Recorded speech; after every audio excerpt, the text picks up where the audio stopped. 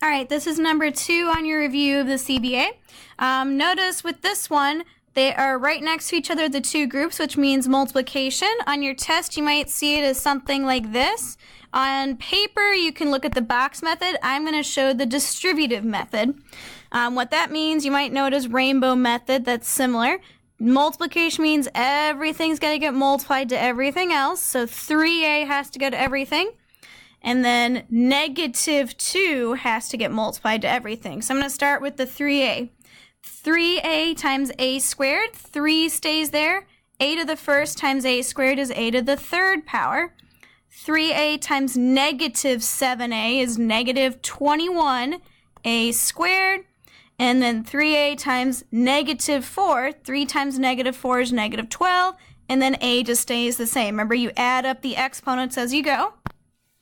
Do the same thing with negative 2. Negative 2 times a squared is just negative 2a squared. Negative 2 times negative 7, the negatives cancel out. So I have plus 14, just a.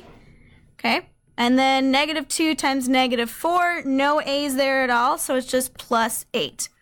All right, now I'm not done yet. I still have to combine my like terms, but I've gotten all of my terms multiplied now. So I look for my cubes, okay? I've only got one thing with a cube, so that's going to go by itself. So a 3a to the third power, and I'm going to actually cross it off as I go.